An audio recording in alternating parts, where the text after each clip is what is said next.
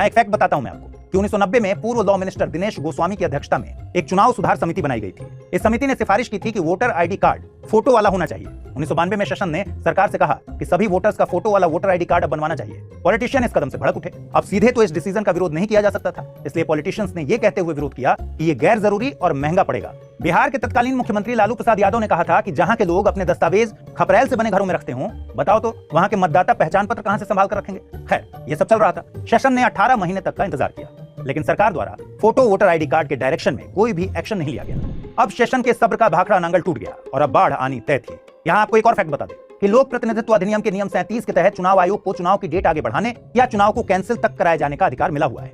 यानी सेशन के पास नियम 37 की ताकत थी। 2 अगस्त 1993 को रक्षाबंधन के दिन टीएन सेशन ने एक 17 पेज का आदेश जारी किया।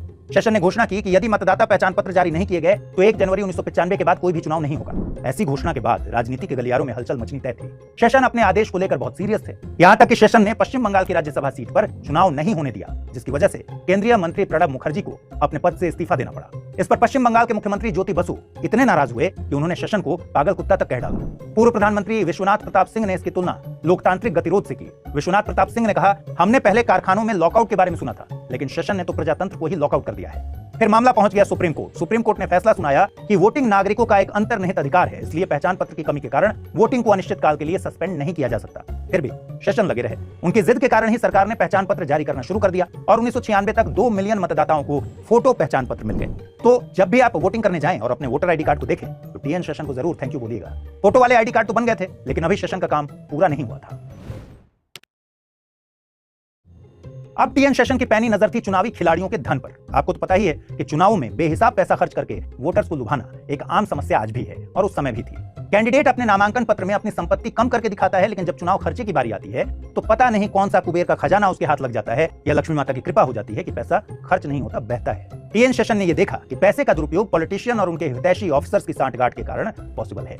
इसलिए पैसे का दुरुपयोग रोकने के लिए सेशन ने राष्ट्रीय कर ब्यूरो के वरिष्ठ अधिकारियों को चुनाव पर्यवेक्षक नियुक्त कर दिया।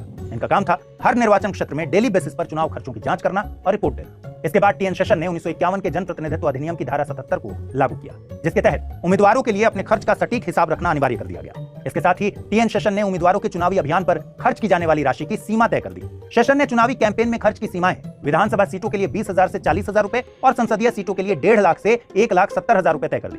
सेशन द्वारा सीमा लागू करने के बाद प्रधानमंत्री पीवी नरसिम्हा राव की सरकार ने व्यय सीमा को और अधिक बढ़ाने का प्रयास किया। इस पर टीएन सेशन ने कह दिया कि सीमा का कोई भी उल्लंघन माफ नहीं किया जाएगा।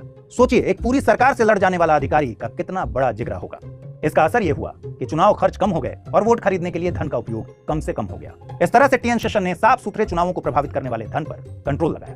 एक रिपोर्ट के अनुसार टीएन सेशन के द्वारा कुल मिलाकर लोकसभा के लिए 1488 उम्मीदवारों को 3 साल के लिए अयोग्य घोषित किया गया, क्योंकि वे अपने खर्चों का लेखा जोखा प्रस्तुत करने में विफल रहे। सेशन ने झूठे चुनावी रिटर्न के 40,000 से अधिक कथित मामलों की समीक्षा की और 14,000 संभावित उम्मीदवारों को सार्वजनिक पद से अयोग्य घोषित किया। क्या अब टीएन सेशन का मकसद पूरा हुआ? नहीं।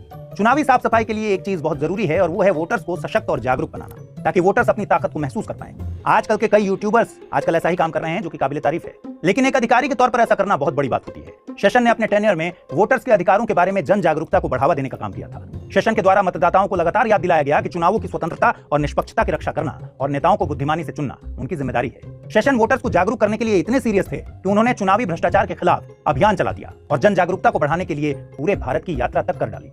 इन सब के अलावा टीएन सेशन ने चुनाव आचार संहिता के पालन के लिए सख्त कार्रवाई, चुनाव के दौरान शराब या पैसे के वितरण पर प्रतिबंध, मतदाताओं को घूस देने या डराने पर प्रतिबंध, पोलिंग बूथों को स्थानीय दबंगों के चंगुल से आजाद कराने के लिए बूथों पर केंद्रीय पुलिस बलों की तैनाती, पूर्व अनुमति के बिना लाउड स्पीकर्स पर प्रतिबंध, जाति सांप्रदायिक भावनाओं के आधार पर वोट मांगने पर प्रतिबंध और चुनाव अभियानों के लिए धार्मिक स्थान के उपयोग पर प्रतिबंध जैसे कई सुधारों को सख्ती से लागू करवाया। लेकिन अपनी सारी बड़ी बड़ी अचीवमेंट के बावजूद सेशन कहते हैं, ऐसा नहीं था कि मैंने व्यवस्था में कोई नया सुधार पेश किया। मैंने कानून में एक अल्प विराम, अर्ध विराम या पूर्ण विराम भी नहीं जोड़ा। कानून में जो कुछ भी कहा गया था, मैंने उसे बस लागू किया।